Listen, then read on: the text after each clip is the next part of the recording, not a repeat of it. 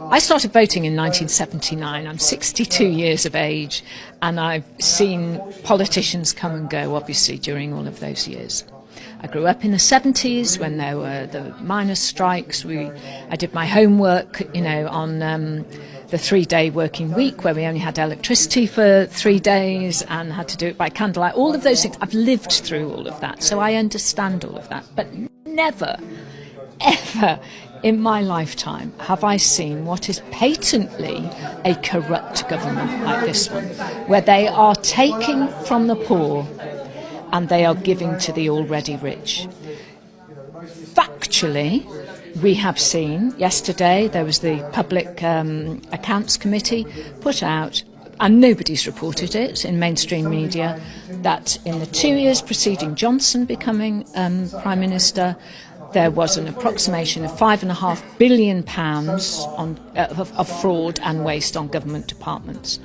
In the following 2 years, when Sunak was Chancellor, that quadrupled to £21 billion of fraud, and it's not being investigated. And this report said, not that mainstream media has reported any of it at all, people wouldn't even know it existed, because they leaked it out on the day Prince Harry was in court, again using the bad news day tactic. So they said that the HMRC is a department for concern. They said that of the £7.9 billion that went into COVID testing, £6 billion of that was given to the companies recommended by Tory MPs and ministers and peers. It goes on and on and on, and it's not being reported. I see that because I go digging for it, and then on social media I put it out to my followers. And they see it for what it is. I mean, I could go on for hours about the corruption. Well, I'm very happy to. But, Greg Hands, the current chairman of the Conservative, the last one had to go because he'd been dodging tax and then he lied about it, Zahawi. This one, not reported in mainstream media at all. This one, £25.8 million contract he gave to his friend, his personal friend, who was a chair of Hammersmith and Fulham Conservatives. His name is Mark Higton. He had set up a company called Lux Lifestyle, which hadn't traded at all. Suddenly, they get a £25.8 million contract for PPE. Oh, that's nice. He then sets up 3 other companies, LuxCare Consortium 2, LuxCare Consortium 3. So you've got 4 companies. Not one of those companies has filed company accounts yet for that period of time, and he is consistently trying to strike off the companies.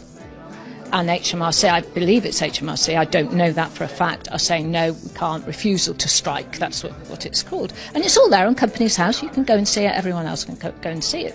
So why isn't Greg Hands asking his mate, what's happened to the money? Where's the money? These are questions that people should be asking.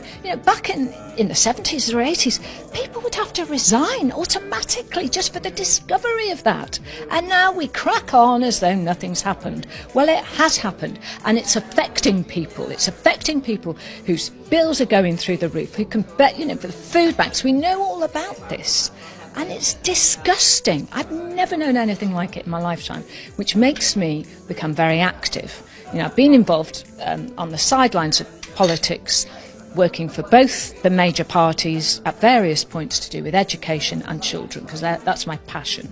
The one understanding in life that I have is that the super rich never have enough. I have never known greed like they have.